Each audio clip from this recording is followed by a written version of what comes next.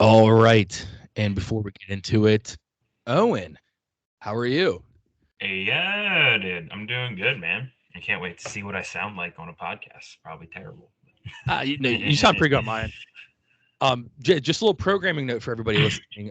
This is not Guy I'm with, even though they look so much alike. This is our friend Owen. People who listen to Pod might remember him from like a long time ago. He came on just to talk Philly sports the one time. It was like a whole segment just dedicated to Philly sports, and we just let you cook. 2 years Uh, of me ranting, I think. Yeah, no, it was great. We've wanted him to come back on for a while, and we finally were able to. Guy, I say it in the intro, but Guy lost his voice. He's unable to do it this week. So thank you to Owen for stepping in last second. Um, it's also perfect. Like I said, I wanted to get you back on. It's perfect because was it today you launched the newest thing in sports entertainment, the most electric league in the world right now? Yeah, dude, the greatest competition to ever exist on the face of this planet. I think the Paper Airplane League is officially launched on TikTok The P.A.L. at Paper Airplane League. The one day, just for a little behind the scenes, the one day Owen just kept sending Snapchats of him just making these paper airplanes and flicking them across the room and doing a little competition. And it was electric. It was electric. Plane two. Yeah, Is he dude. still reigning champ? Plane two? Yeah, I mean it's on a title defense for season two, but the first round pretty much ended the same way the last season ended. It was just 2-3-1. Yeah. Viva la plena two. Dos, dos. Uh yeah, Derry J Very- Sports has quote unquote bought rights by that. I mhm. mean, Owen just wrote Derry J Sports on plane two because it's my favorite plane. Um, but yeah, no, I think it's gonna be great. So if everyone's listening wants to see what we're talking about, the handle's what at Paper Airplane League on TikTok. At Paper Airplane League on TikTok. So, That's great. and That's great. it's this ridiculous form of procrastination inspired me to download TikTok. That's how much of a passion this has become for me. That's awesome. I know I'm a big fan of that. I'm a big fan of that. Um, so anything else you want to mention? Anything else you want to yes about? Because I do have a question for you, but Shoot, it's gonna man, be a complete tangent. It's gonna be completely off the rails. let's do it. Just a random from Ryan's brain at like 2 a.m. when I write down random pre-pod stuff. If you could have any superpower, what would you choose? And that's a very basic question, but I'm doing the parameters of you don't have to use it to be a hero. Just Mm, like imagine your day now, you would have the same day, but you can have a superpower you within your just day. get some type of power. Yeah, because Mm. like everyone always does this question, but they always make it like, oh yeah, I'm gonna be a superhero. I'm just saying you're the same average guy you are now, but what would you do? Because there's a lot of like ones you can do day to day, but I want to hear what your thoughts are. I don't know, man. That's a tough one. My my immediate reaction, because I'm still playing rugby and stuff, is just to like super strength, just just to You'd be a freaking beast. yeah, You'd just be a beast. just toss it.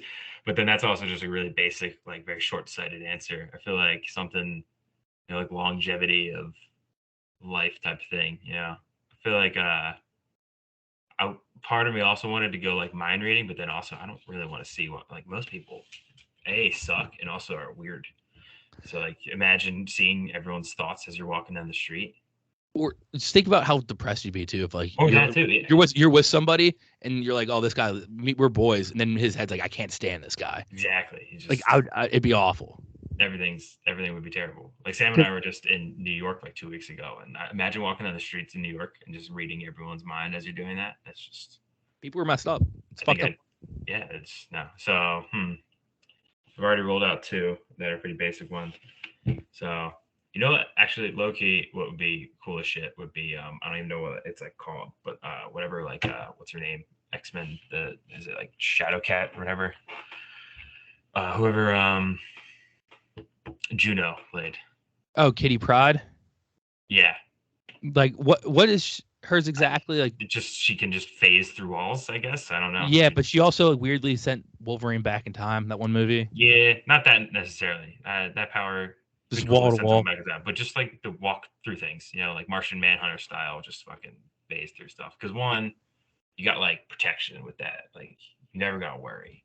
It's true. And two, you never have to worry about like obstacles either. It's like, damn, this is taking forever. Boom, walk through it. You lost your keys. It's cows. Get through it. No Yeah, climbing through boom. windows or anything. You don't even need keys anymore. You can just leave your doors always locked and just fucking.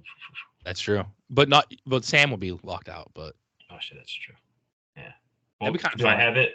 Do I have it like in that movie where like if I touch the person, they can like phase through a wall with me? Yeah, that'd be That'd be a sweet. good one. Yeah, that'd be sweet. My the reason I thought of this was because mine was gonna be teleportation, but not like Nightcrawler teleportation, like actual ones like. Well, I guess Nightcrawler like. Not Nightcrawler. Nightcrawler can only teleport to places that he's been before, something like that. I want to teleport anywhere solely for the purpose of like, oh, I have to be at work at 9. I'm gonna teleport from my room at like 8:59, and I'll be there on time.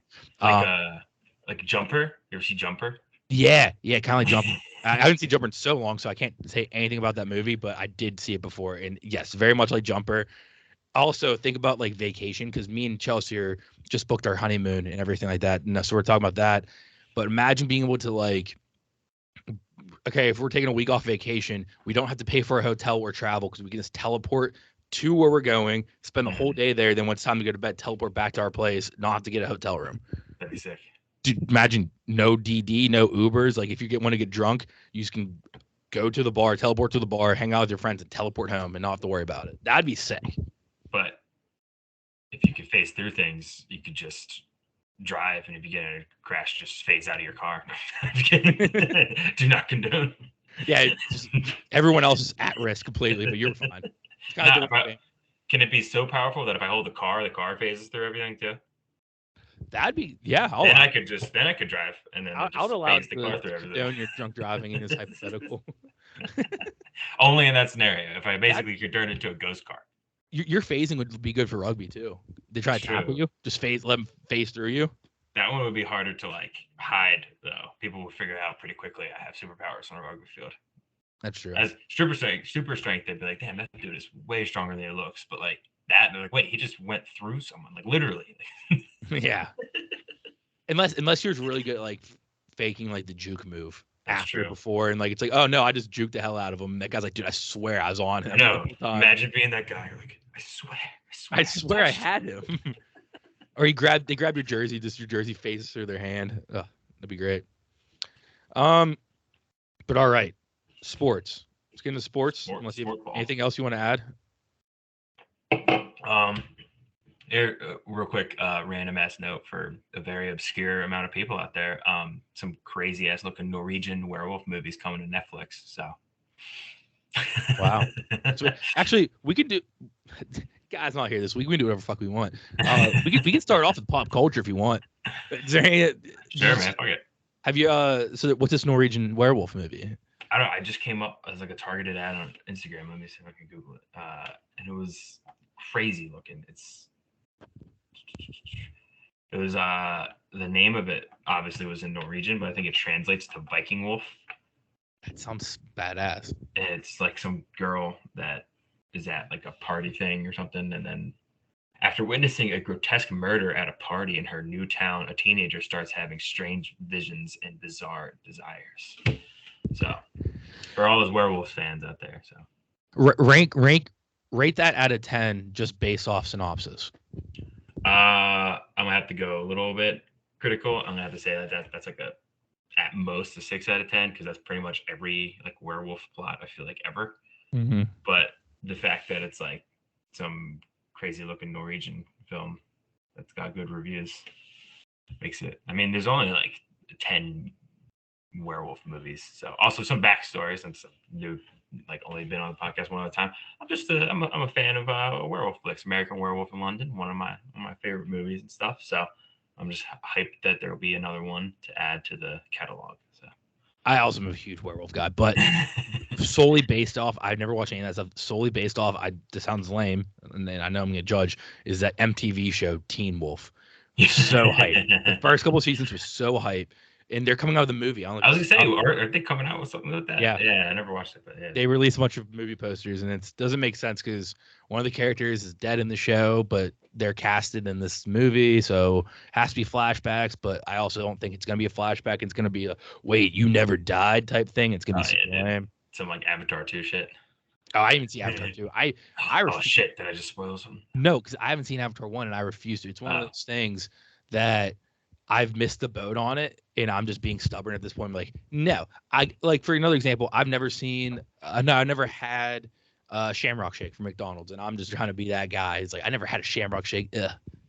Well, Or McRib. I never had a McRib either. I'm not gonna bash you for the Avatar take, but the Shamrock. I mean, come on, it's a Shamrock Shake. You gotta try a Shamrock Shake at least once, man. They're like, I'm trying to be the last person in the world to never have it, and it's impossible because people are born every second. So like, and also there's the dudes who literally will never have, like the dudes in the North Sentinelese Islands off of the Indian Ocean. exactly, yeah, exactly. Let's be like airdrop some Shamrock shapes, and then you might be. Until those people have a Shamrock Shake, I stand in solidarity with them. I'll never have one Until McDonald's opens up on the North Sentinel Island. Until capitalism works its magic and McDonald's gets put on these remote. Colonize the last uncolonized place.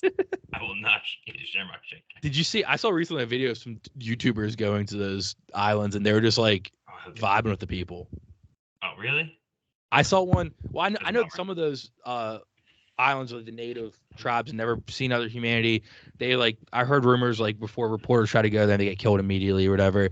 Yeah. There's a video I saw of these two like TikTok guys just showing up on the shores and a whole tribe of people with like spears and stuff are like right there and like talking to them. And then they don't speak their same language, but I know they start like just like, like dancing with them and stuff. It's weird, but I thought it was pretty funny when I saw it. Other pop culture stuff. Did you see Last of Us yet? Have you been watching that? Is that on your radar? It is on my radar. I just haven't gotten to it yet. That looks fire. Like, yeah, for real. I never played the games.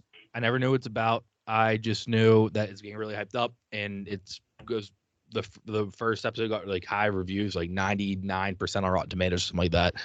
So I watched it, and I've been thinking about it ever since. It's so good. It's like it looks really fucking good. Yeah. One reason why I'm super hyped for it, I played a little bit of the game. My brother-in-law has it, but I'm super hyped for it for like a real nerdy reason, and that like the concept of that, whatever the fucking zombies or whatever they call them in the show, it's like semi based off of like some legit shit, and it's like it's like cool. It's like the shit that goes into like the wasp's head. Yeah, right? There's like tons of insects that get affected by it. It's this fucking like parasitic fungus that just grows out of their heads and then makes them do weird shit. It's super biological nerdy stuff, but like also it's kind of like scary as shit because like that's the one thing that maybe we could become zombies. Yeah. Well, this is not really a spoiler, but the first, I mean, it is a spoiler, but it's the first scene is not in the games, and it's like a news thing from like a talk show from like the 60s in this universe where a scientist is explaining about that fungus with the ants and stuff. Dope. And then he just says like, if it ever decided to evolve, it could theoretically get in our heads. And then it like cuts to that and starts a story. It's pretty cool. It's a good way to start it. And I never played the games, but I watch all these nerdy breakdown videos on like new rock stars and stuff. And they said the first episode, like there's a lot of like frame by frame, same stuff as the games. We got a little barking dog here. All right, my bad. No, you're good. No, I wanted to say hi. Our other our spinoff podcast, Puck and Dirty, our hockey one, Dave, the host of that, has a big dog named Roland who always barks mid pod. That's perfect. So and people are gonna get their eardrums shattered. Thanks, buddy. Classic. Yeah, but you gotta check that out. That's great. Dude, I do want to watch that for sure. You know, what? Now we can because Sam and I just freed up our schedule because we caught up. Well, I've already watched it, but I got Sam in True Detective. Ooh, I never watched that. You never did? Oh, I gotta get back into that. I'm about to be, because I'm getting surgery next week. For the next week, I'm working from home, like the week after. And I was just gonna, when I work from home, I really don't do anything. So I was just gonna catch up on everything I've never watched. Do it, dude.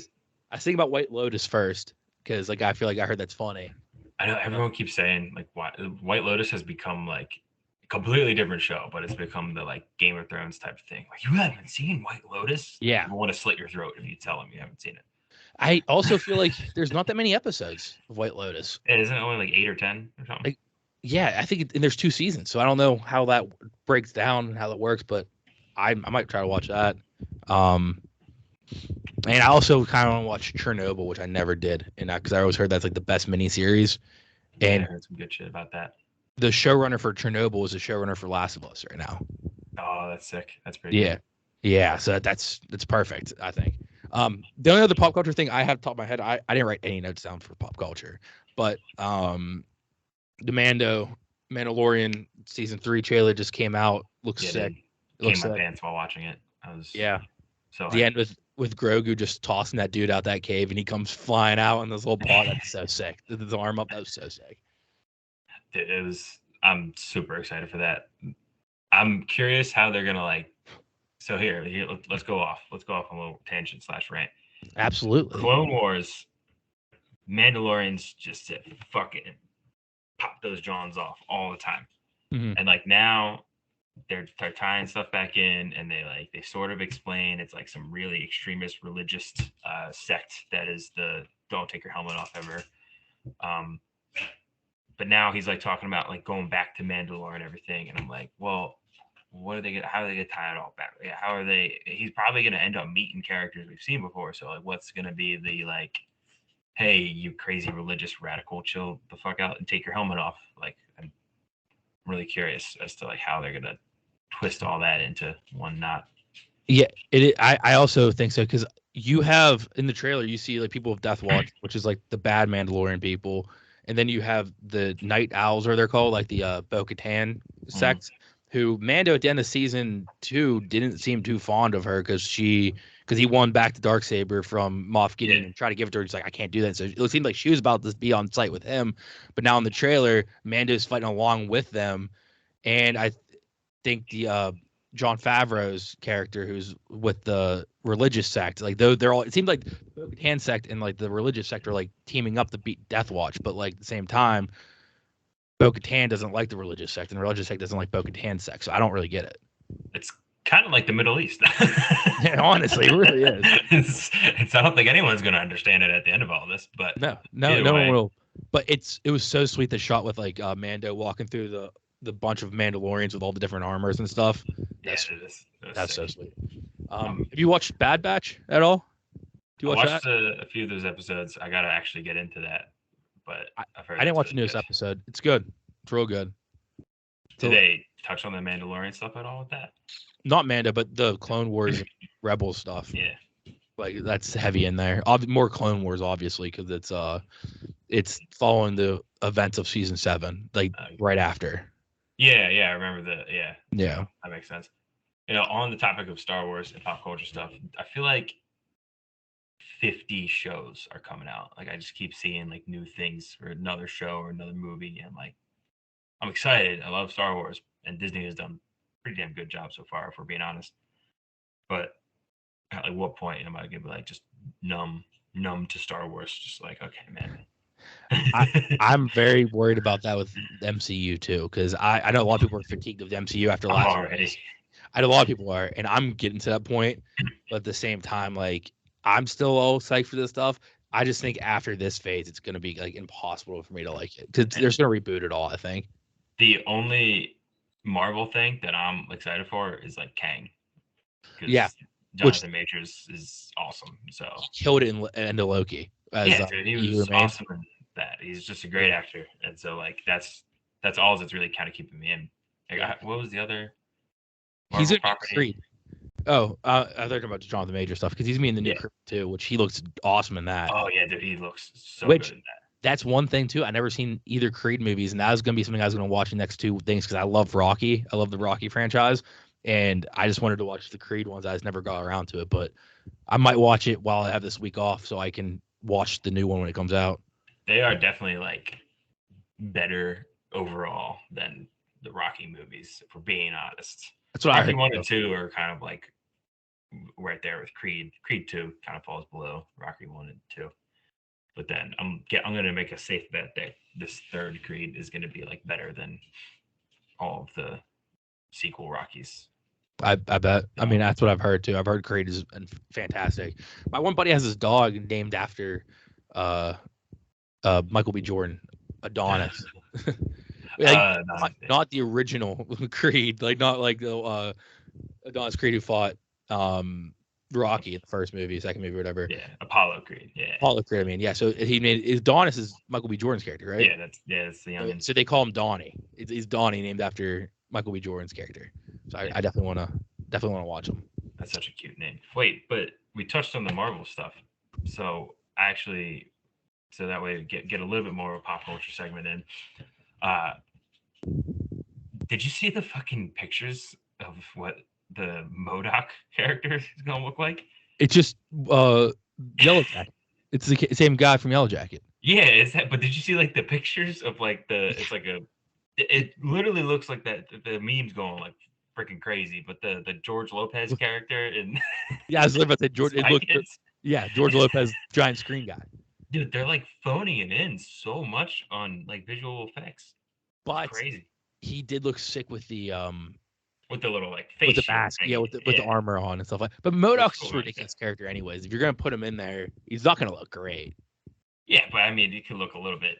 I mean, I'm being judgy until I see the final cut, but like still could look a little bit better. Like my thing is the fact that Thor like was as bad as it was and all this stuff. Like I just like you were saying that you didn't you didn't watch the Avatar things yet. The one thing I will say, like why you need to watch at least the new Avatar is because like I was fucking amazed. Like you can shit on the plot all anyone wants, but the like effects, and I get that they took like 10 years to make it, but still it literally looks like real life. And then you go and watch a Marvel movie and it's like, well, if this is ruined forever, it's like being like a teenager and having sex without a condom or something. It's like, well, I can never do that again. yeah. All right, like, I'm out on this completely. Yeah, it's like how can I ever go back? Like I watched some floating head of a child that looked literally like a kid made it on like PowerPoint. And Thor. That was awful. Axel, you're talking about Axel's vision. And now I'm supposed to like watch another Marvel movie and trust that it's not going to look just as ridiculous. Like even like I feel like Doctor Strange, Multiverse of Madness, like went on the radar for that type of shit. Like people just didn't think about it that much. Like there's some terrible like visuals and that. It's just so hot seat Marvel for all their terrible visual effects. I know, and to think like they overwork all their visual effects artists, and it's like that's the result you get. Yeah, it's like cheap shit from China. It's like they just overwork people in factories, and then they still get something that breaks in 2 days. Marvel has actually become the China of movies. They're just pumping them out like crazy. Yeah, child labor law. They get a bunch of kids to do it. Well, it's the one thing that kind of ties into the Thor thing. One of the funniest quotes from that was, I think it's Taika Waititi or Chris Hemsworth said, I don't know about the child labor laws, but we just got all of our kids to be the kids in the movie. So like whatever. That shit was cool. I fucked with that. Yeah, I thought it was funny. That was major Adam Sandler vibes. Like I'm just gonna make a movie so I can hang out with the people I love. Yeah. Adam Sandler's a man. What was I gonna say? Oh, I have nothing else for pop culture. Do you have any music you'd like to recommend? Any jams of the week? Because Guy usually does that, and I don't do that. Yeah, man. I listen to music. I will just like pop off about a few artists I've listened to kind of for a while now, but just artists I feel like I'm always telling people about because they're not crazy popular yet. But Gary Clark Jr., if you're someone into kind of a little blues rock type of almost Jimi Hendrix type vibe. A lot of people kind of compare him to more contemporary Jimi Hendrix. Big into his shit recently on a big kick. Leon Bridges, that dude, he's got a real like Southern soul type thing going on. He does that. I feel like the popular song he has is like that River song. I'm not sure. You can just put it right here in the video, but I'll have the people from China who do all the special effects add that. But those two, and then this isn't a music recommendation or song of the week, but I am a loser. I don't use Spotify. I get ad-free YouTube instead, so you use YouTube Music. But on my YouTube Music, they basically just ripped off Spotify Rap in the new year, and I got my year review or whatever, and I was in the top 0.6% of Meek Mill listeners. That's sick. That's awesome. That was my big accomplishment of the year.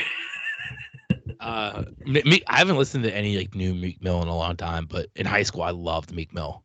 He just dropped album pretty recently that I haven't listened to the full way yet, but it was pretty good so far. What's your favorite Meek Mill all time? Just one song. Blue Notes. Nice. Blue Notes is awesome. It's got that little like blues riff going on in the background, and then he just puts his like the shit right over top of it, and it just fits seamlessly. It's awesome. I have to listen to that then. Mine is so old school, so throwback is I think it is a freestyle or a rap he did over Moment for Life, and the whole video is just like him. It's like him. I think the beginning of the video starts with him getting like hit in the head and dropping to the ground. I think it's Moment for Life. I think it's his Moment for Life like cover or whatever. Look it up real quick. While you're looking that up, I always, whenever I bring up Meek Mill or listen to him or talk about him, I always like crack up a little bit and think back when remember the whole like Meek Mill Drake beef.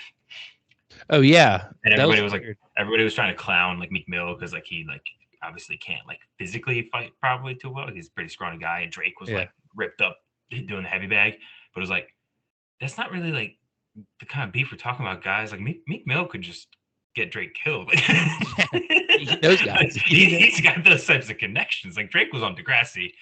Meek Mill is from like North Philly. Like it's very different. Oh yeah, that's Drake. Drake grew up on TV sets. Meek Mill grew up on the streets with like. Yeah. I was like this beef, if anything, is just more cringe than everybody's making it out to be. But I know. Let me hear this, John. Yeah, I'm here.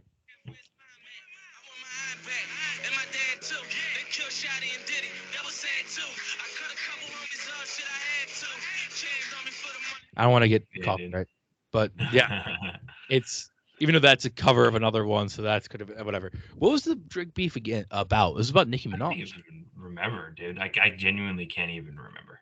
Was Meek Mill with Nicki Minaj? I think he was for a little bit, and then Drake was just like, always hanging around her and stuff. So he like was like they start beefing over her. I thought that might have been it. I feel like he definitely mentioned Nicki in a song or two.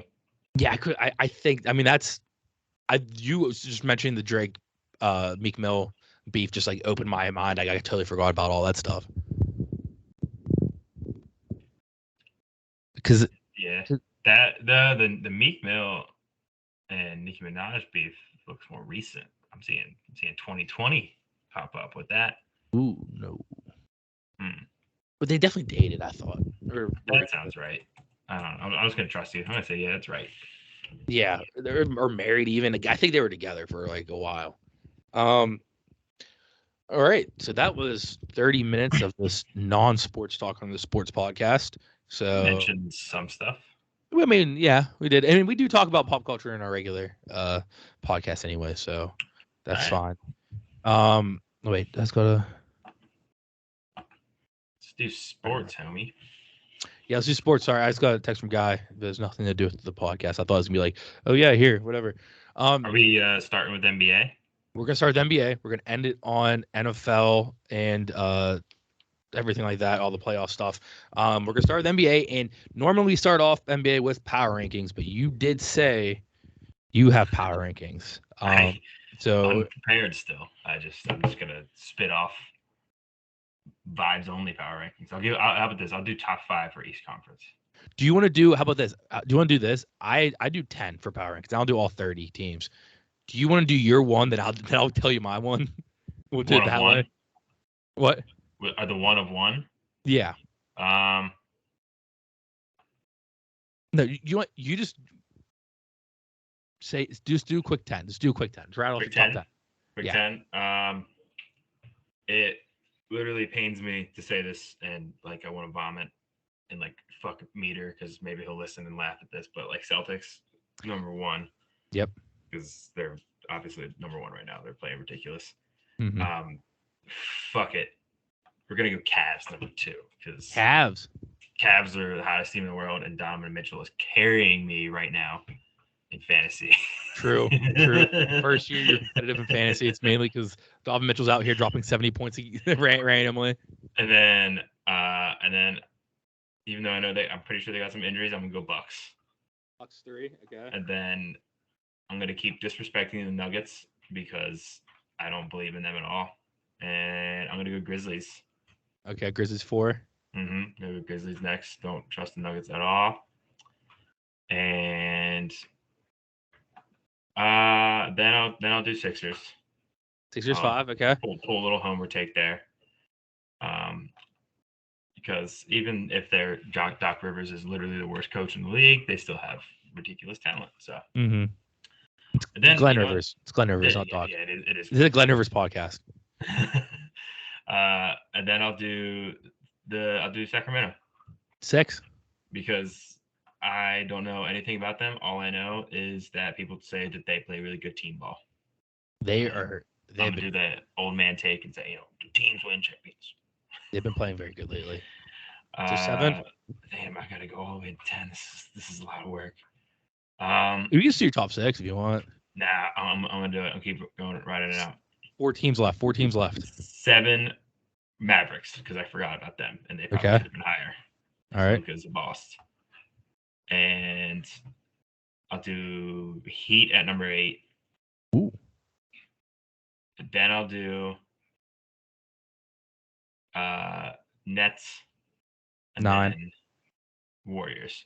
10. All right, perfect. And I will completely disrespect the Nuggets because Nuggets not even top 10. They're frauds. That's haven't they been like the number one at the top of the standings like 3 years in a row now, and then just been first round exit? Last year, I believe they weren't. If you want to look it up, maybe I think last year they were like a 5 seed. I think they've been like 5 seeds, but they did make Western Conference Finals in the bubble. Well, didn't they at least maybe they weren't if they didn't finish the season at number 1, but didn't they reach the number 1 spot throughout like the last 3 seasons? I feel like they had hot streaks. They had hot streaks. Hot streaks. Last year they had hot streaks because Joker was playing so good, but Jamal Murray was hurt all last year. And now this year he's back. Here we'll get in the Nuggets here in a second. I'll do my list. So just for the people, just a reminder, and for you, I do my power rankings based off my own head. And then I look at other power rankings for kind of statistics, because everyone puts statistics in their thing. And when I do that, I also see how close am I off the top of my head power rankings wise to all these experts and stuff. And I'm always pretty close. This week I had the most differences, and we'll get to 10, but this biggest difference. My number 1 Celtics, like you said. Jaylen Brown has missed the last few games, but they're still playing well.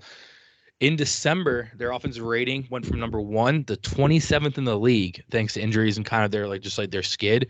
But now, thanks to January, the performance of January, they're back in the top 6 for offensive rating. So the Celtics, like you said, it pains us to say it. I also hate the Celtics with a passion. So they're probably my most hated NBA team. They are the most hated NBA team. So what's up, Sam? She's in the background there. Sorry, I was trying to figure out how to do the blurry background, but that's cool. Keep cooking. It's fun. Yeah, I'm in my penthouse. I don't know if you see my background. My number 2 is the Grizzlies. So number 2 goes to the Grizzlies. They're on a 10-game win streak right now. Desmond Bane came back from injury, and he's back in the lineup in the last 5 games. He's averaged 22 points while shooting 51.9 from the field and 59.4 from 3, which is insane. While the Grizzlies have JJJ, and Bane all healthy on the floor, they outscore opponents by 19 points per 100 possessions. So they're good. They're good. They're a good team to watch out for. I'm a big JJJ guy. I've been thinking about buying a one of those old school teal Vancouver Grizzly type jerseys of him, because I like the Grizzlies. I think they're cool. They are important. Other sabermetrics you forgot to add. They are my nephew's favorite non-Sixers team. There we go. I'm kind of up there with them right now. If a 6-year-old loves them, then they're going in the chip. Nah, I love it. Sixers versus Grizzlies. I honestly think the Grizzlies can make it out of the West. I honestly do. Yeah. Yeah, that's a beast. What? The Jaw's a beast. Jaw's so good. How about I have in my fantasy team? I have Jaw, JJJ, and then I also have Zion, who's Jaw and Zion are the big one out of that draft class. Who's gonna be better? And they're both just very good when Zion's not hurt. So it's sweet. All right, now my number 3 is your least favorite team. It seems like the Nuggets. I honestly think that unless he gets hurt, Joker is going to win a 3rd straight MVP, which I know I'm talking to a Sixers fan, and I've I've definitely said this to you before. I don't like the Sixers, but I love Joel Embiid. Like I really like Joel Embiid. So last year I was very much pulling for Joel Embiid to win MVP. Obviously he didn't. I think they should have gave it to him last year. Honestly, I think did he have an injury down the stretch near the end of the season that kind of like fucked him with the MVP. There's Yeah, I like mean, it's like 10 games in like they March, missed. April. Yeah, they missed like a little stint, but like he still finished the regular season pretty strong. I don't know. I think I think he was either tied or like slightly behind or ahead of him and of Jokic and like tons of different stat lines. But then the one that it all came down to was the one that I don't even know what the fuck it is. But what was that? What's that defensive Rating, bullshit efficiency rating. thing? Like the VORP or something like that. I don't remember. Yeah, it's basically like defensive rating. I think. Yeah, that's like what all the nerds on Twitter were pulling up as like this is why he's the MVP and stuff. Yeah. Yeah, his VORP was the highest. What does that stand for? I don't even know what that is. I also don't even know what. Yeah, let's go. Here, you keep reading it. I'll throw in. All right. About the Nuggets too. Actually, about Joker. So far this season, he's averaging 25 points per game, 9.8 assists, and 11 rebounds, which is insane. And the Nuggets are on a 14-game win streak at home and a 7-game win streak overall. So they're just playing very good ball right now. Yeah, I mean they're good. I'm just being a hater, but I also just don't trust them. I don't know. I'll believe it when I see it. I think the huge thing for the Nuggets this year so far is obviously Joker's still playing at an MVP level. Jamal Murray's back, and he's kind of fully back now. It like took some time to get the rust off and begin the season, but he's kind of back now. Michael Porter Jr., when he's healthy, he's playing good. And then the biggest thing is Aaron Gordon. He's playing better now than he ever did on the Magic when he's by himself, and he's surrounded by a bunch of players who also need to like attention and stuff. And he's just playing like his best season of his career so far, which is huge for them.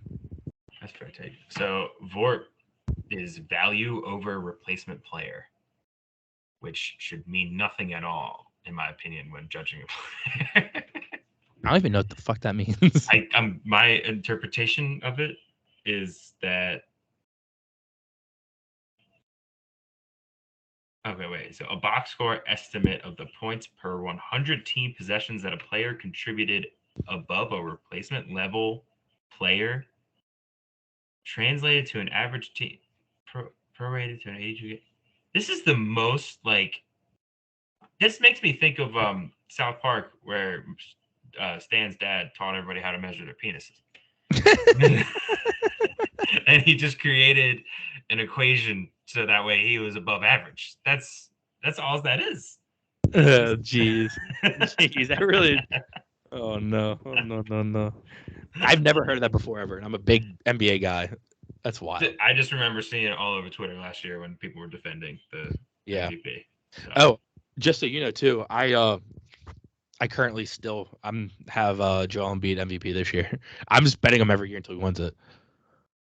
I mean, that's the one thing Sixers fans have to hope for right now, I think. Yeah. What's wait, you got 4 number or 5. 4. Number 4, I got the Bucks. So Giannis has missed the last 4 games, and the Bucks went 2-2 in that stretch. He should be back by Saturday, which is their next game. Regardless, they just need to get healthy to get back on track. I think they're one of the best, like deepest teams in the league. Like their bench is very good, but they're not good when you put them in the starting lineup. Is that VORP? Is that what VORP means? I thought that's what it was, but I don't know. It sounds like it's like some type of.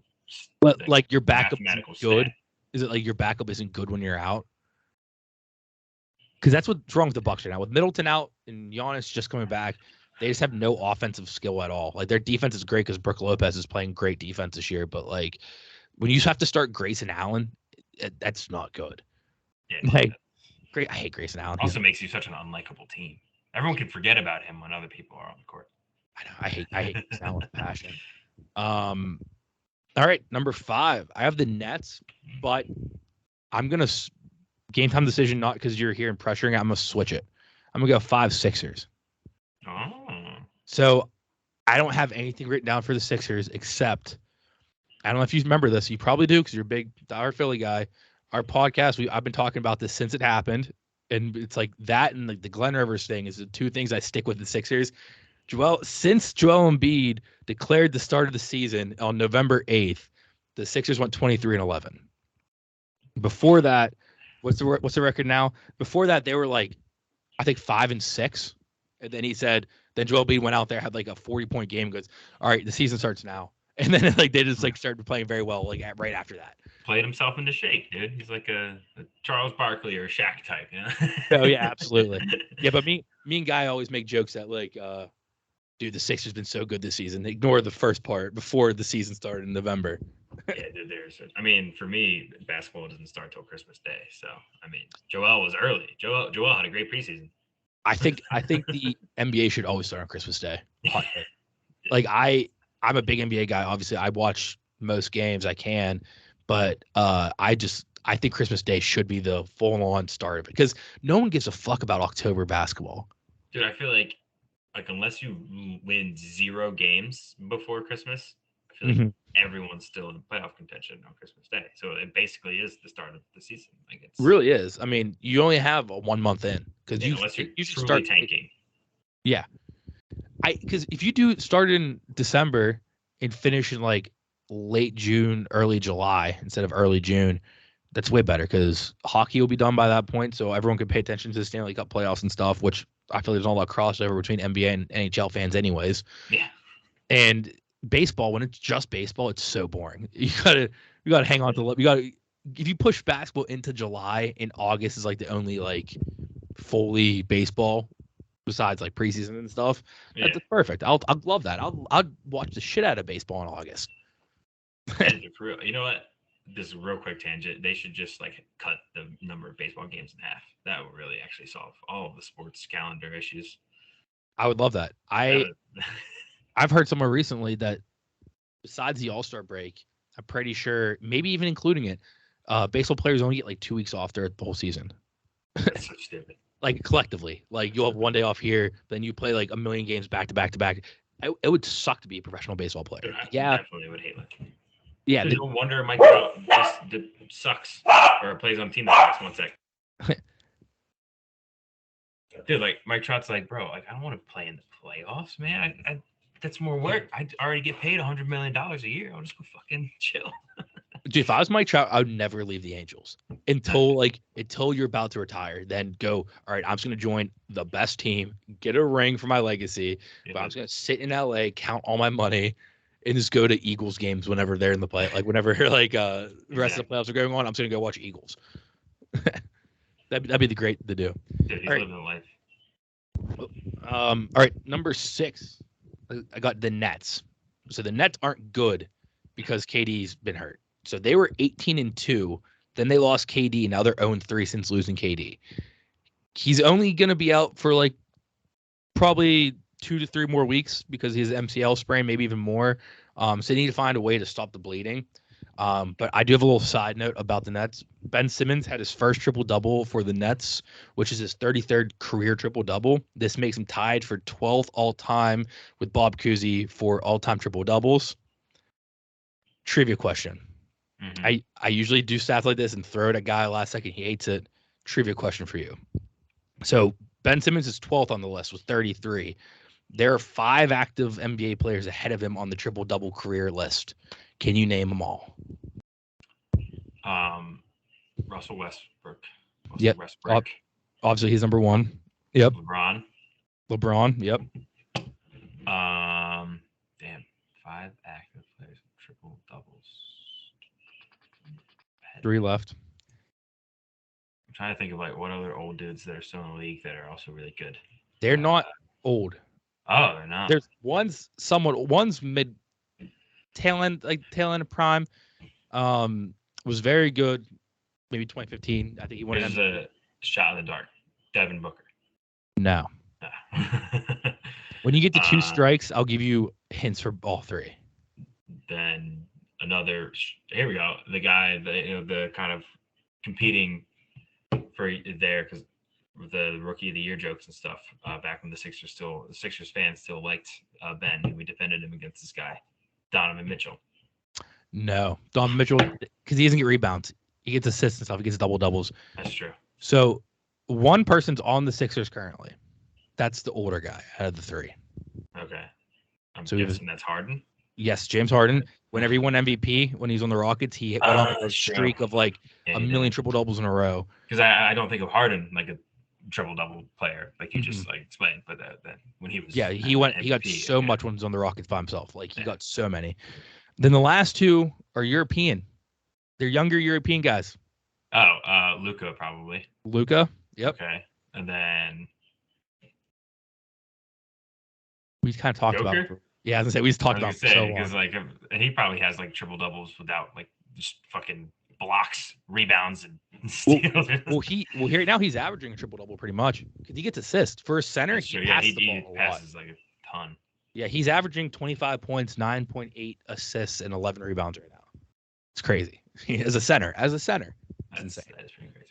But yeah, so congrats to Ben Simmons. I think the final stat line was 10, 10, and 10, and the Nets lost to like the Magic or something. I don't know, some garbage team. It's classic, very classic Ben Simmons. Classic Ben Simmons. All right, number 7, the Cavs. We're talking about Spider a few times. Spider's been absolutely killing it, but Darius Garland has also been killing it. He had an impressive 30-point game the other night against the Pelicans. I don't have too many stats on them. They're just really good. Fun fact about the Cavs: I know someone who is close friends with, Karis LeVert's aunt / manager. What, you want to get him on the pod? Yeah, I'll make some calls. I'll try to make some calls. You can jump on too, and we'll just be like, so like, get LeVert. You're Karis LeVert. What's up? You're really good in college. Guy loves LeVert. He loves LeVert because the one year he did fantasy basketball, I drafted his team for him essentially. Like he won because I just drafted his team. He's in another league, and I told him to pick up LeVert when LeVert was hurt, and I said, "You have an IL spot, just toss him on there." Then he came back during guys' playoffs, and he like did really good, and they won. He won because Karis LeVert's now he loves Karis LeVert ever since. I told him like, hey, if you have a free spot, toss him on the bench, and whenever he gets healthy, it's good. That's when he was on the Nets, I think. Maybe pre getting the cancer scare he had. Oh yeah, I remember that shit. All right, number 8, we got the Kings. The Kings lead the league in points per game, which is insane to think. And then last week they went 4-0 and scored at least 132 points in each game. That's insane. Fucking crazy. For a week, for a whole week of games, they scored 132 plus. I did none of that when I said the Kings were wherever I said they were. So yeah, no, that was a good call with the Kings. Sabonis actually, fast forward a little bit. Sabonis was player of the week from the West. Oh. Nice. So he did great. Actually, let's pull up the stats. Let's do it right now. I have a little screenshot with it. All right. So last week, where did I put it? All right. Last week, Sabonis averaged 18.5 points per game, 14.3 rebounds, and 10.3 assists. Insane. That's some killer stat lines there. Mm-hmm. I have in my other fantasy league for basketball too. It's great. Number 9. I got the New York Knicks, which is the first time making the top 10 this season. Julius Randle has been good all year lately, but lately Jalen Brunson has been really stepping up. Yeah. Jalen Brunson actually was also the Eastern Conference Player of the Week with 34.8 points, 5.8 rebounds, and 5 assists. The Knicks went 3-1 last week. Fun fact: Joel Embiid is the only Eastern Conference player who has outscored Brunson in the month of January. They've been playing well all around recently, but yeah, Jalen Brunson has been on a tear lately. Now, did you factor in the fact that they are the New York Knicks? I did. That's why I'm throwing them at 9 in the middle of January of my power rankings because it's probably the only time they're going to make it. Shout out to Guy. Guy's a huge Knicks fan. Oh, sorry, man. It sucks. No, I call anytime I talk about the Spider, I say your boy Donovan Mitchell because he was sold that Donovan Mitchell was going to the Knicks. And I'm like, dude, you gotta learn. Like every time the Knicks fans think like, we're gonna get Kyrie, we're gonna get KD, we're gonna draft Zion, we're gonna get this, we're gonna get that. They never do. They got Melo one time, a couple years, like 10 years, 20 years ago, and it's like that's it. There's been like 10, 12, 15 superstars in the last 10 years that were going to go to the Knicks, and now it's just like nah. Literally, KD and Kyrie decided to go to the other New York team and try to start a franchise there, start everything there. It's crazy. And then my number 10, I was going to be completely unbiased and leave them off the list, but I went to the Heat, Miami Heat, number 10. This is the first time I put the Heat in my top 10 this year. I mentioned this earlier. I didn't have them on the list. I had the Mavericks at 10, And then I looked up a bunch of my power rankings for some stats, and they all had the Heat top 10. And I was like, really? Like we started turning things around, but I didn't think we'd be good enough to be third in the top 10 just yet. ESPN had them at 8 or something like that. Mm-hmm. I did see. I also wish I wrote this down. I didn't. I remember the order of things, but I don't remember the exact numbers. But on Saturday, when I was watching the Bucks Heat on ABC before the game, they were talking about how injured the Heat have been all year, and starters missing games like collectively. So say Bam misses 20 games here, this person is 10 here, that counts as 30, right? So it's like collective. Mm-hmm. The Heat, the only team that or have more games missed by starters is the Magic so far this season. It's because Jalen Suggs been hurt all year. Jonathan Isaacs has been back since 2020, and they count that into it. Like the Magic are number one, but the Heat are like a close second, and like I think third is like I forget who third was too, but it was like the Heat are like one of the most injured teams in the league. I also saw a different stat where like there's only been like maybe 15 games out of like the 40 that's played where Jimmy, Kyle, Tyler Hero, and Bam were all on the floor together, which is nuts. You guys are like the Nets were last year. Yeah, literally, we are so injured. We're probably gonna be like a low ranked team, like maybe in the playing games, maybe just get to 6 because we're kind of in a hole right now. But Jimmy's been playing very well. He played he's been averaging 23 points since coming back from injury, and he put up 34 the other week on a Monday, I believe. So if we stay healthy, I think we can maybe climb the standings a little bit, but like it's gonna be tough to get ourselves out of the injury hole. But we also might be the team that no one's seen in the playoffs. As the dark horse entering the playoffs. Mm-hmm. I'm fine with being that, the underdogs in the playoffs. I'll say for a fact, I definitely don't want the Sixers to see the Heat in the playoffs. Especially second round. Jimmy Butler would fucking love to murder us and kill our souls. What are your thoughts? It's from a Philly fan. Do you like Jimmy Butler? Hate him? I have no bad feelings towards him. Because I feel like he wanted to stay in Philly, but like some clown in the front office like didn't want him, so he left. I think he definitely has like wanted to go to Miami for like a while. I feel like he's just like it seems like his vibe. But he's boys with D Wade. He was very much willing to be in Philly if he wasn't just like done dirty, I guess would be the thing. So yeah, because him and Joel are boys. For a little bit there, when things were rocky with Joel and the Sixers for like a month, like a couple years ago, everyone started photoshopping Joel in a Miami Heat jersey, and I was like, I would cream myself if we got. It's gonna happen. It's gonna happen like every year forever until Joel's no longer the Sixers. It's all the trade rumors are always gonna pop up, and it's always gonna be like Joel wants to go to Miami with his boy Jimmy. Mm-hmm. And every Sixers fan's gonna want to just like sit in their garage with the car running. And Joel will get over it, and we'll be happy, and then we'll have a second round exit. I don't think he's ever leaving. I mean, it'd be silly if he did, because like he owns the team. It's like his team. Mm-hmm. So yeah, he can pretty much do whatever he wants. Absolutely. All right, I have some more headlines and stuff, but I'm not going to get through all of them. I'm just going to touch on a couple here because we're going a little longer than I thought we would. But big injury is Halliburton from the Pacers, out for at least 2 weeks with the elbow and knee injury, so he's got complete fucked up. And then I'm gonna save most of these. Oh, how about the Lakers are working out Myers Leonard, that piece of shit. I hope you know. I mean, I don't think he's gonna be in the league. I don't think the Lakers are gonna pick him up. That'd be awful PR, but especially with all this like Kanye and Kyrie stuff in the last couple months, you can't pick up a guy who said the K word on a stream. Yeah, that was a weird thing too. It was like just very bizarre.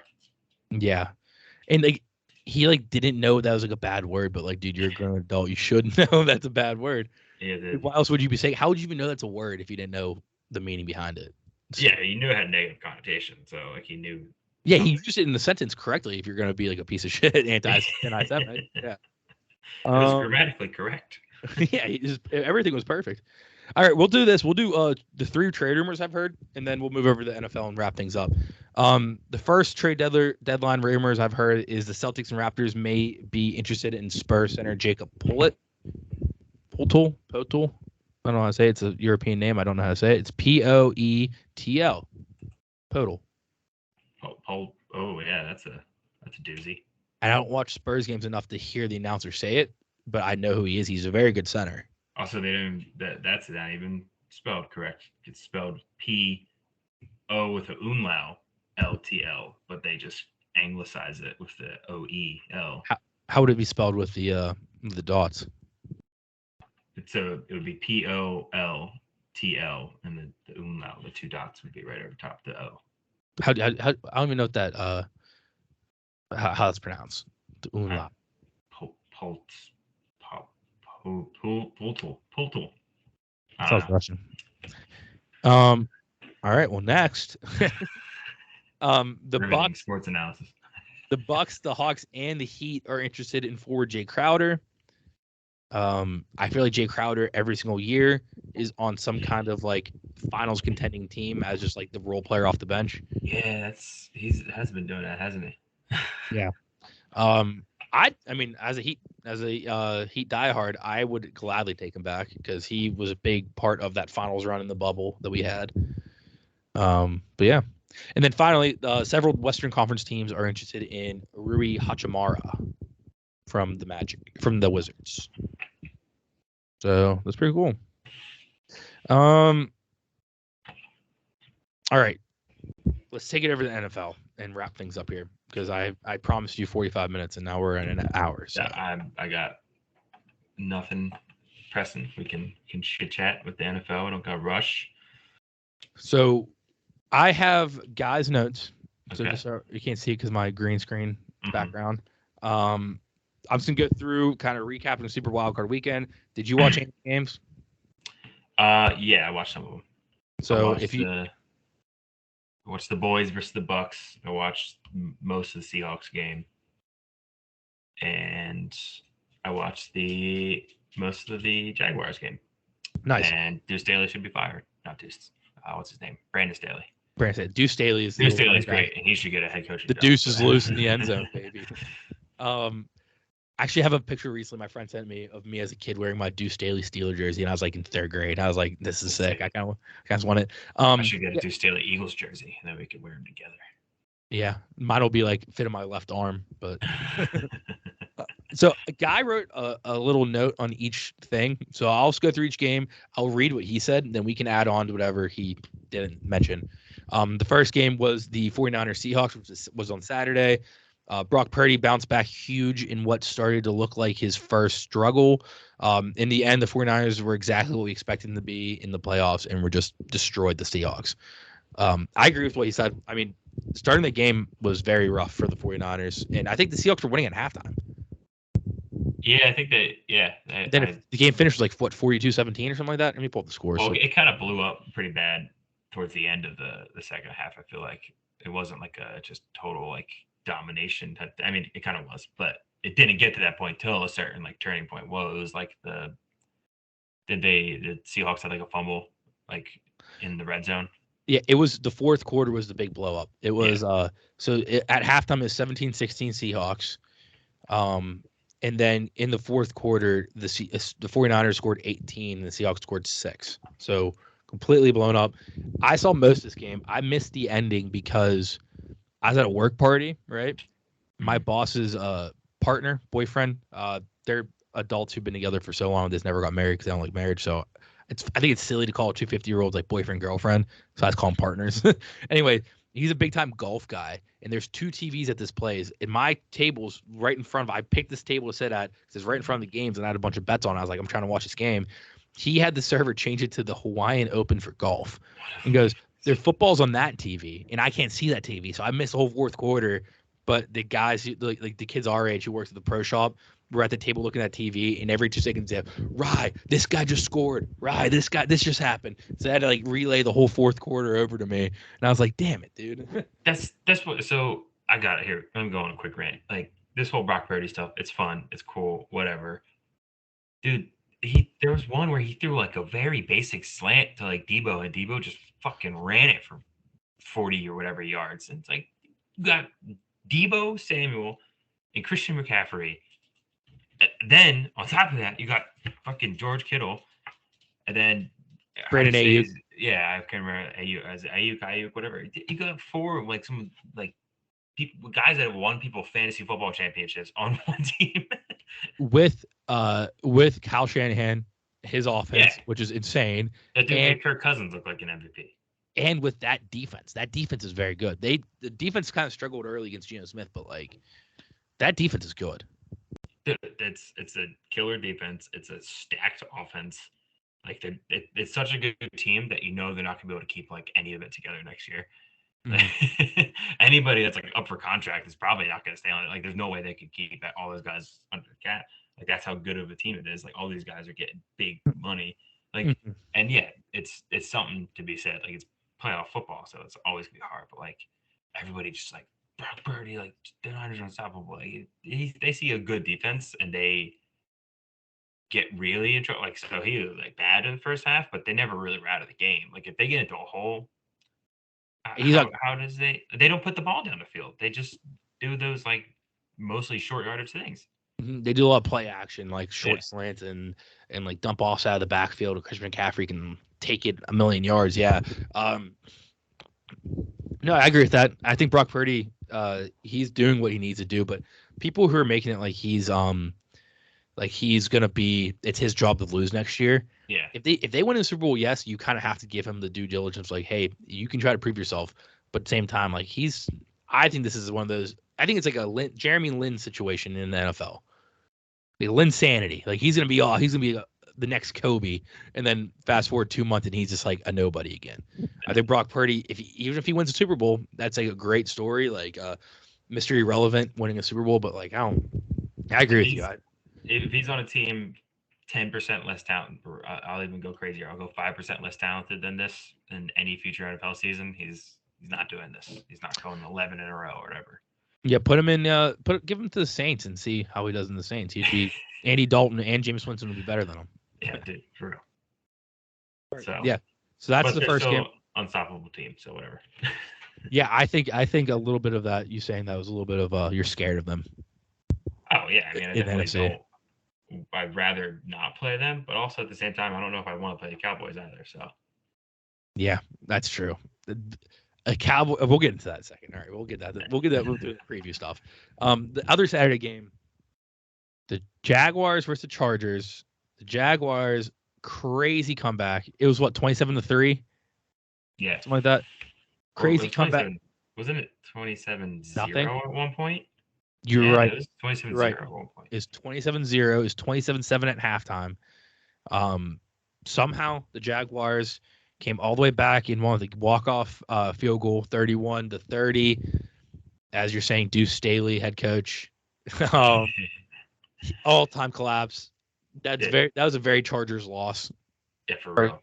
Yeah. I'm saying somehow is Doug Peterson went like this and just went and just dropped his sack down like he does all the time. And Philadelphia will love Doug Peterson forever. Yeah, and he's doing it again. Doug Peterson I think he's a great coach. And I mean, just night and day. Look at Trevor Lawrence's performance last year to this year. Obviously, he was a rookie last year, but like under Urban Meyer, he sucked. And then Urban Meyer gets fired. Finally gets his first good game the last week of the season against the Colts under interim head coach, whoever it was. Now you give him a real head coach who actually knows how to coach people, and all of a sudden he's like a beast. He's like a top 5 quarterback in the league after that performance. He had 4 interceptions in the first half, but he followed up with like 4 touchdowns in the second half to bring him back into it. Yeah, dude, he turned that. That's one of those weird things where you're like, what the fuck happened? Like, what happened in both locker rooms at halftime? Like that, it changed that drastically. Yeah, I'm looking at Guy's notes. He said Trevor Lawrence turned into the man in the span of 2 quarters. And then he also said that Brandon Staley should have been fired right there on the spot after the loss. Yeah, for real. Maybe if he didn't play his starters week 18 that didn't matter, then they wouldn't have lost. He almost should have been fired for that. Fucking Mike Williams fucking got hurt for no reason. And then someone else did too. I feel like another was it like a defensive player or something? Yeah, it wasn't a big name, but it was like a starter. I forget his name. I don't remember the name. I was very upset. I was drunk during this at a bar watching it, and I had so my bets on the first game lost by 1 George Kittle completion. That's it.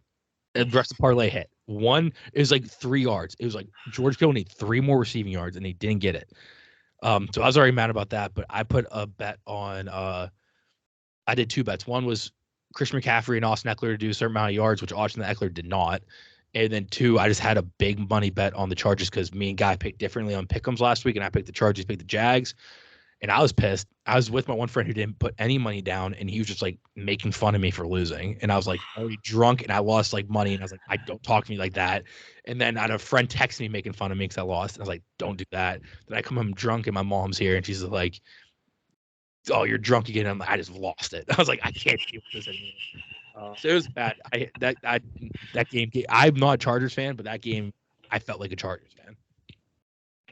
Yeah, I mean, I don't know how anybody can be a Chargers fan. Like they stole your team from your city, like twice. I'm pretty sure. Yeah, And San then Diego's such a cool city too. Like, and then they just I don't know. They just intentionally suck. It almost feels on purpose. Like everyone says it's like a curse. I'm like, is it a curse or is it they just fucking self sabotage every year? yeah, I mean they just need a new ownership because they don't even own their stadium. They rent it off of the Rams. Like It's so sad. it's not like one of those when two teams share, like how Jets and Giants share MetLife. They each like own half of it. They literally don't own any of SoFi. It's all the Rams, and they just it's depressing as fuck, dude. It's so bad. yeah, that's bad. All right, let's head over to the Sunday game. So yeah, just for Pick'em's reasons for me and Guy, we both had the 49ers. We each got that point. We split on the Jaguars Chargers, so he's +1 this week so far. Next game is Bills Dolphins. Guy has, if Tua played this game, the Dolphins easily win, which I disagree with. But he also put the Bills are a great team. They're just also very lucky. Well, I guess you could also say it didn't even need to be Tua. It didn't even need to like if Tua played this game. It just needed to be like if Mike McDaniels was like giving plays in on time for Didn't burn their 3 rookie timeouts. third string quarterback. That was ridiculous. Every single play, I was sitting there like, how does this keep happening? Like, how are they just don't know what the play clock is? That guy, like, and I know all the jokes have been made, but like he genuinely does seem like he is like too chill of a person for like crunch time NFL. Yeah. Like he's like he's just like, all right. He's like, coach, we fucking need to play. I didn't see it, but was he sitting his vape on the sideline? Yeah, there's like this clip going on. Like, so he's got like his headset on and he's holding the thing, and like he goes like his hands like completely covering something. He goes like this, like, and right as he goes, it starts like perching his lips and sucking. The camera cuts away to something else. But like he definitely was ripping, like at the very least, like a jewel. Like that's awesome. I like to think that's a weed pen. That would be so much better if it's that, just like it'd be if he had a sativa. He's like, I need this sativa to get. and that would make sense why he kept like not getting the play call right. He was just super high looking at his playbook like, oh dude, that'd be sick. But then again, this like he couldn't figure out what plays he wanted to run. He was just going through like Madden scenarios while he was just shit. Dude, what if one of these times like Jeff Saturday should do this for the Colts since he was just interim. He wasn't going to take over or anything. He should have pulled out like a PCP or something, a PSP, and played Madden on the PSP. Just call the plays from there. Engage eight. Yeah. So the Dolphins, the Bills did end up winning 34-31. That was a close game though. Guy thinks that since he said that if Tua plays Dolphins win, he thinks it's a good sign moving forward for Miami. Because like he thinks Tua's. What do you think about Tua? I think he's good. That's it. Not great. Yeah. Not top. Maybe like top 15 in the league. Like he's a good starter. He will always be a starter. But like, I think he's pretty good. I think, and this is gonna be one of those like weird like hot takes. Don't really make sense. And also, it's coming from a lefty. But I actually think that will hold him back. Isn't he like the only lefty quarterback in the league right now? Starters, at least. Right now, I think so. Yeah. Historically, no, but right now, I think so. Yeah. I watched like a whole. I don't think it was like 30 for 30, but it was like some ESPN NFL Films thing or something like that on like the lefty quarterbacks and like this, and they had multiple like wide receivers, like some of them in Pro Bowls, like talking about how different it is to catch a ball from a left-handed thrower, which I never even thought about because it's spinning a different direction. And I'm like, I just feel like it's those tiniest little things. And what he's got is he's got two of the best wide receivers in the league. So like they are able to compensate and do fine. So I think he'll be fine as long as those guys are there. He could definitely win a championship with those guys. But like I feel like if he had like normal wide receivers, not superhuman wide receivers, Yeah. it probably isn't going to be that good. Which with that being the case, it's smart to go after his college wide receiver and Jalen Waddle to like get him on the team because like this guy's used to it. Yeah, exactly. Somebody that knows. And then fucking Tyreek is used to catching weird fucking passes from Mahomes. So yeah, sidearm, underhand, behind the back. Yeah, no, I think Tua is going to be decent, but yeah, the left-handed that is rough because I think historically too, all the other lefties never panned it out. So yeah, I think he'll go down as probably the best lefty. Vic wasn't Vic lefty. Yeah, but Vic's career, I mean, being go to jail, maybe he could have a better career than Vic, but as far as talent, I don't think he's no talent-wise. Michael Vick is one of the most talented quarterbacks to ever play, but career-wise, if Tua if his concussion stuff's okay in the future and doesn't go to jail for fighting dogs, because Vic was good with the Eagles, but like that was past his prime. That was like on the come down. So like he was good, but it was more that the Eagles were good. I thought. All right. The next game, we have the fraudulent Vikings losing to the Giants 31-24. Brian, so this is guys' notes. Brian Dable for Coach of the Year. I don't care what. He knew you're coming. I don't care about Nick fucking Sirianni. Giants may very well be the team of destiny here. He said, I think Kevin O'Connell they'll be fired. The decision making for the Vikings offense was atrocious. He won't, but this will be the first steps of his hot seat. I disagree with the Kevin O'Connell stuff. I don't think that was Kevin O'Connell's fault at all. I mean, I think we all know whose fault it was. I think it was Kirk Cousins checking down on 4th and 8, thinking he probably thought it was third down. I honestly thought when it happened, I looked over my friend and I said, "Is this like a J.R. Smith situation where he just didn't know what was going on in the game?" My brain first went to like he genuinely thought Hawkinson could just beast his way. Which he's playing very well that entire game. For what? That would have been like 3-4 yards? Because it was like a 5-yard pass. So it was like it was 4th and 8, and it was like so and it was like around I think it was a 3-4 yard gain. So another 3 or 4 yards. And it's dumb to think this, so I'm not like giving him a pass, but I genuinely think Kirk Cousins was like Hawkinson can make it, and like just thought maybe he thought he was only 2 yards away and he just needed to fall over or something. And I'm like, that's also still stupid. Like if you're gonna throw the ball, it needs to be someone who's past the line of scrimmage. Yeah, it's ridiculous. For a couple weeks ago, I don't have it written down anymore, which I hate. I wish maybe I don't think I do at least. Let me look. Every week I do wagers of the week during the regular season. And one time I did pull up a stat where it was Kirk Cousins 1 p.m. before, and Kirk Cousins 4:30 after. So obviously we have the primetime Kirk Cousins like jokes on stop, but he's historically bad at 4:30 too. Like something in his brain, he's only good. It's like I think it was like his against the spread stats for like 1 p.m. and earlier, so the London games, he's like 60-70% covers the spread. 4:30 passes like 30% he covers. Well, it's crazy. Also, one way to look at it though, if you're playing at 1 o'clock, it's more than likely thought of as not a good game. So you might be playing against a bad team. So maybe he's just good against bad teams. It's true. I mean that the Vikings are the worst. Whatever record there was. What was the record? Like 12-3. 13-5. I don't know why I said 12-3. Jesus Christ. 13-5 doesn't make any sense. Did they count the playoffs loss in the record? They have to have. I think 13-4. What the hell? Thing. What did I say? 12-3. I mean, so that's 15 games. You went 15 games. I went 18 games. Yeah, so somewhere in between. We're sports guys. We know football. As part of my take says, we know ball. Yeah. We don't even know how many games there are. I don't know ball, but Giants. I disagree with the whole team of destiny thing. No, I think they're just a really well coached team playing. Brian Dable's 100% a great coach. Yeah, I agree. He's a very good coach, and they're a very well coached team. But I don't think if you went like every player against pretty much every other playoff team, with the exception of maybe the Seahawks, I feel like most teams it would be like 51% and above more talented on their roster. You know what I mean? Like one player by player. I agree.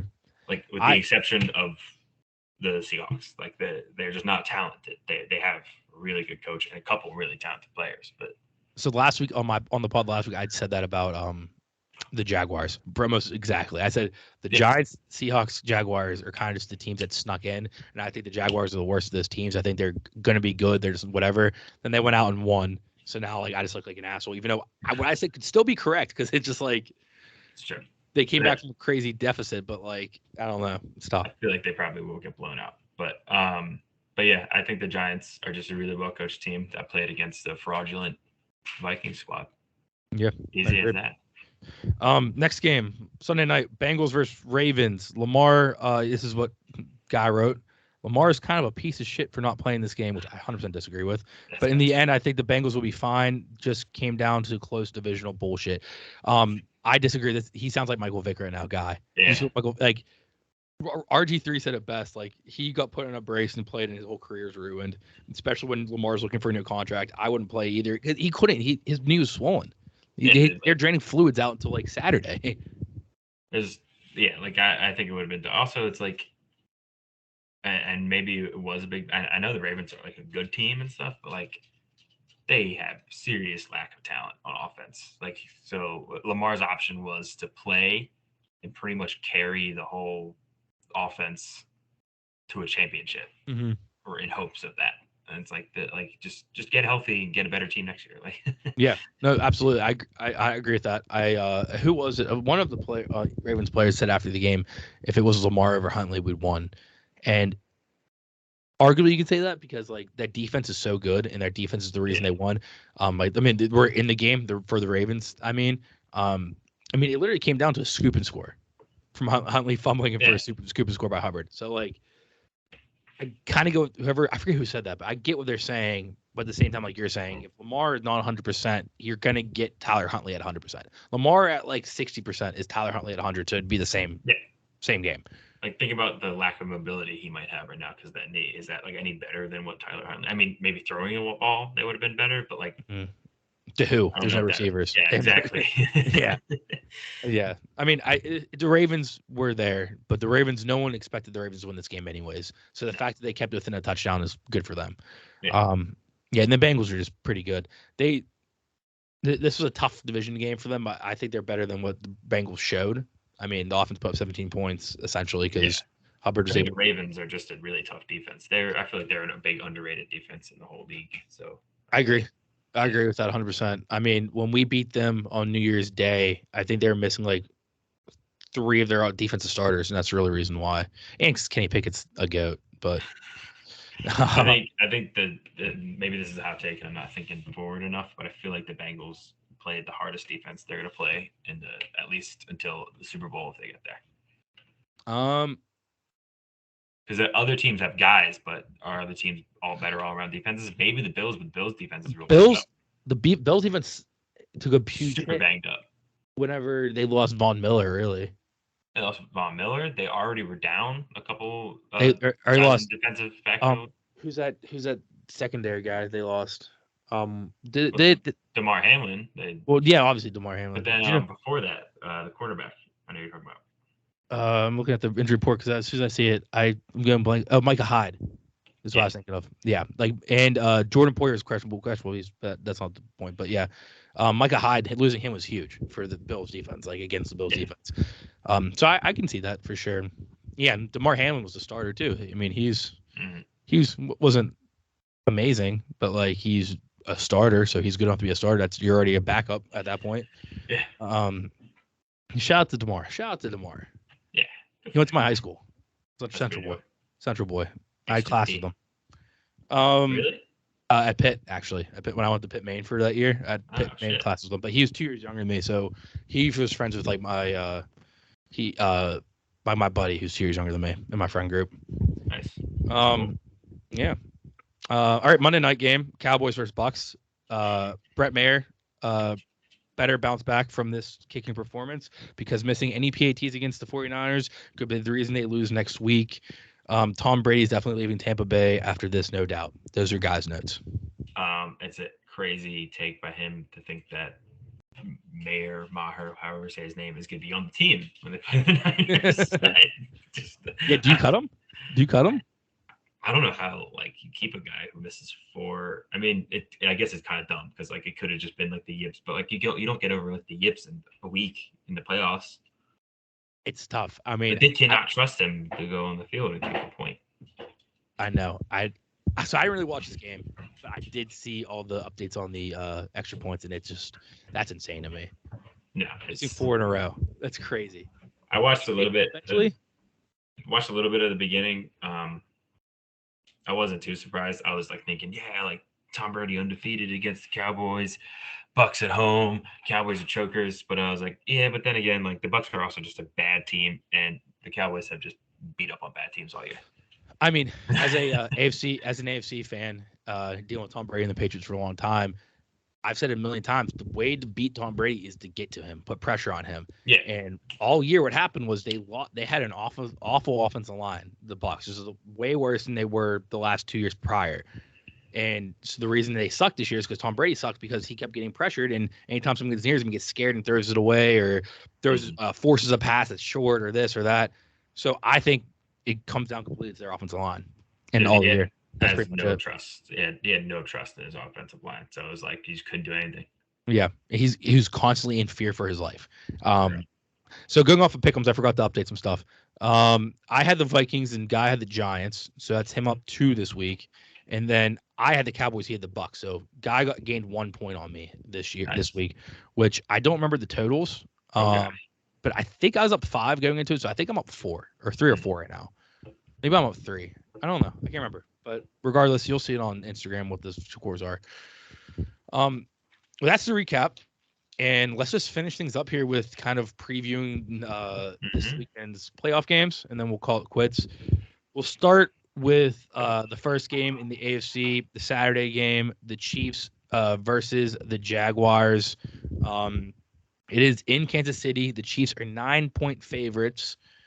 Trevor Lawrence never lost on a Saturday his entire football career. That's an insane stat. It is. Yeah. But we just had Tom Brady never lost to the Cowboys. So that's as well. That's true. I think the fact that people are pointing out that stat now means he's going to lose. He's going to lose. Yeah. What Guy has is Jags won their Super Bowl last week. I'm rooting for the Jags. He thinks the Chiefs are going to rout them, and I would share the same sentiment as that. I think the Chiefs are a really good team. Jags aren't that good of a team. They're kind of like a hot team. I said this last week. They're the hottest team in the league, but they're not the best team. So like they're hot enough to come back from crazy deficit, but I don't think they're gonna do shit against the Chiefs. I think the Jags are pretty good. Like they're really not like that bad of a team. And the whole Trevor Lawrence never lost on Saturday. It's a fun stat and all, but like like you said, the Chiefs are just. I mean, they're astronomically better. But the thing is, I think the Jags are well coached enough, and they're gonna be like they're hungry enough and the Chiefs are gonna do enough cute bullshit that they're gonna keep the 2 close. It's like whoever wants to take the spread, you're gonna lose. But I was about to say, yeah. would you take the Jags on the spread? Yeah. Yes, I think that they would definitely keep it less than 9. I think so too. I think with the Jags, if they get down like they did against the Chargers, the Chiefs aren't the team to let them back into the game. They're gonna do that little cutesy shit where they do like run around in circles and do crazy stuff when they're up that big. But I think if the Jags keep it close, I think that's the best chance. But yeah, the Chiefs are a better team, I think. Then the last Saturday game, I'll kind of say, we both have picked the Chiefs, by the way, me and Guy, for those who care about our pick'ems. I'm gonna say what Guy written down for this next game, then I'll pass it to you and let you talk for the rest of the time. The Saturday night game, we got the Giants in Philly versus the Eagles. The Eagles are 7.5-point favorites. I am going with the Eagles. Guy is going with the Giants, and his reasoning is mainly going Giants to differentiate from Ryan here, but I also think that they have a real shot. The Eagles are beatable, and it is the to beat any opponent 3 times in a year. I think the Giants will win this in a close one. I think the Eagles are beat up like physically right now between Lane Johnson and Jalen Hurts and a bunch of other players who are playing hurt. But I think the Eagles are just going to destroy the Giants. I don't know about destroy, but they're going to win by. I think they're going to win by at least 7. I don't think that they're going to dominate them on the scoreboard, but I do think it's going to be like one of those. They're going to control it most of the time. also better be, because I will be pissed off if not. Because the Eagles, yeah, you can say Eagles are beat up, but like I don't know if there's any team in the NFL that is healthy. Also, fun fact: the whole hard to beat a team 3 times in a row. I forget where I saw, but that stat apparently has been like debunked, and that happens all the time. I think Part of my take. Part of my take. Big Cat's been saying that for the last like 2 weeks because he kept saying because it was on Twitter first, because that was going viral when everyone was freaking out about like the Eagles Cowboys matchups and stuff. Mm-hmm. So yeah, I remember Big Cat debunking it because he's a big Birds guy this season run. So like I think he's been talking about that's a bullshit stat. It doesn't matter. It's not actually a thing. And he put up a bunch of actual stats with it, but either way, I think that the Eagles. I feel like people are taking too much stock in that Week 18 game. Who are thinking it's gonna be close. The Eagles were playing like with swimmies on. Like they were like, all right, no, everybody, we're gonna go out there, we're gonna win the game without anyone putting themselves at risk of like getting hurt. Like that's literally what they did. They played the most conservative, like keep yourself safe ball they've played all year, and then they still beat the Giants, who were playing. Yeah, everyone's like, oh, they're playing against backups. Blah, blah, blah. I was like, yeah, but they're still playing against NFL players that were going as hard as fucking shit because they wanted to get a job. If they are backups, or B, they weren't backups and they were just trying to play hard and beat the Eagles. So they're young guys. They played with like chains on their legs just so that way they didn't get hurt. Sorry about that noise. You're fine. But and then the other thing, the Eagles have had 2 weeks, so yeah, they're a little banged up, but that 2 weeks rest, I think they're gonna come in pretty damn healthy. If anything, as far as the Eagles' health, I'd be more worried for later games than this game. I think this will be the healthiest the Eagles will be in the playoffs. I agree. This game, and so I don't know, man. I think they just let that shit rip. They just let it ride. Jalen Hurts is gonna have probably like 2 or 3 pretty deep bombs. He's probably gonna have like, I'll call it right now, he'll have like 80 yards rushing, and Boston Scott gonna have like 100 yards, 1 touchdown, 5 receptions. Call that one too. All right, I'll clip that. I'll clip that if that happens. I'm mentally noting what part of the podcast is. I'll clip it. And then if it happens, I'll put it out on Saturday night. But yeah, man. Also, the other thing that I just realized earlier today that is crazy to me to think about, the NFL scheduled a home playoff game at the Link on Saturday night. That place is going to be packed with people that have been tailgating since like 9 a.m. It is going to be probably one of the rowdiest Philly crowds of all time. Drunk Philadelphians on a Saturday night in the Link, not a scene I'd want to walk into. No one's going to have like a got to go to work tomorrow worry or care in the world. Everyone in that stadium is going to be like, I don't need to see the light of day until Monday morning. They're going to like, it's going to be crazy. It better be the rowdiest crowd in recent Philly sports history, and I think it will be. I think it will like match like the World Series. Yeah, the World Series, like hearing the stadium like however many miles away in South Philly. Like I think it's going to be that type of energy. I agree with that. I think if you're a Giants fan and you show up, you're signing your death note. Like you're just going to get abused. Yeah, it's going to be so fucking rowdy, and I'm excited for it. Yeah, I mean, I think I like the Eagles. That's a little thing that I think you knew, but I don't really advertise that I like the Eagles out of the NFC a lot. But once again, guy went Giants. I'm going Eagles. I think it's going to be easy win. All right, Sunday we got 2 games on Sunday as well. The early game at 3, we got the Bengals in Buffalo versus the Bills. The Bills are 5.5-point favorites. Guys' note is honestly, if it wasn't for the Damar Hamlin incident a few weeks ago, I might go differently here. But the Bills will be playing a lot for him, and they just need a playoff game win. I think the Bills will win a tight one at home. That's Guy. I think the Bills, they're a favorite 5.5. I think they'll definitely cover that. I think they'll win by a touchdown. The Bengals are a good team. I mean, the Bengals are a really good team. Offense, defense, all the works. I just feel like where Guy was saying the Giants are a team of destiny, I think the Bills are a team of destiny even before the Damar Hamlin situation. I think the Bills just like Buffalo never won. This was the year everyone kind of picked them as favorites. Josh Allen's a beast, arguably one of the best quarterbacks in the league. He's obviously top 2, him and Patrick Mahomes. I give him the edge over Patrick Mahomes, but He needs the hardware to kind of back that up. So I'm going Bills here. He's going Bills here. Owen, anything you'd like to add? Um, so one half of my brain is like Bills, DeMar Hamlin, Bills Mafia. Like you just said, they were already like a big, like this is their year type thing, and then that should happen. It's gonna be like they're probably gonna bring that dude out before the game. He's probably He's going to gonna come this get the game crowd because, riled up. yeah, It's gonna be insane. But the other half of me is like there's like professional athletes that say like emotion and stuff like that maybe fuels you for like a quarter and then it just comes down to two football teams playing. And then the other part of me, and like maybe this hot take, I don't mean to sound like a hater, I think it's a really cool story. I want the Bills to win. Even though I kind of think I like the Bengals a little bit better, I want the Bills to win. I feel like it might be too much emotion. Like those, and it's understandable. I think wholly understandable. But some of those Bills players were like shook. They were like petrified, absolutely shook. And same with Bengals players, but more so with the Bills. Obviously, it's like their mm-hmm. teammate and stuff. And so like it almost might be too much emotion. Like they might have like like I've had similar things like that. You played rugby in college with me, so you can get to a point where you just have too much emotion, and it's like You're not using your head. You're not yeah, using your head. your brain's not there. You're almost like jittery. It just so I mean, yeah. that's my one worry. That's the one thing. Otherwise, I think the Bills are just gonna take the game. Hmm. But if there was one thing that would make me think that the Bengals would sneak this, it would be the Bills just being just too much, and that they take advantage of that. Yeah, no, I agree with that. I mean, I think it's a good point. And I do think the Bills. I mean, the Bills aren't that much better of a team than the Bengals. They're both very good Yeah, teams. exactly. But yeah, I mean, no, I get what you're saying. I've definitely seen you give out too much emotion too. So I kind of see. I know what you mean. I mean, I've definitely given out too much emotion in a game before.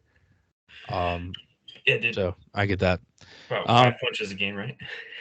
5 punches. Oh, that was the one playoff game, the national playoffs. I played awful. Then the next, then I literally let up a try, like, and then the next like time we're on defense. Like literally the next like kind of string of plays, I just threw like 3 punches at like 3 different dudes, and the ref's like, "Dude, you gotta stop."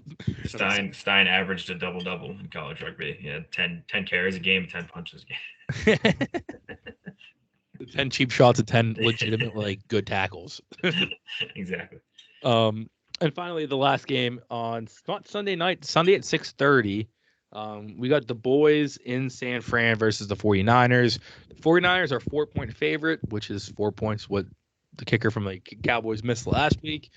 Um, Guy has the 49ers should easily take care of business against the Cowboys here, especially if the Cowboys kicker continues to struggle, forcing the boys to go for two constantly. I think the Cowboys are fraudulent.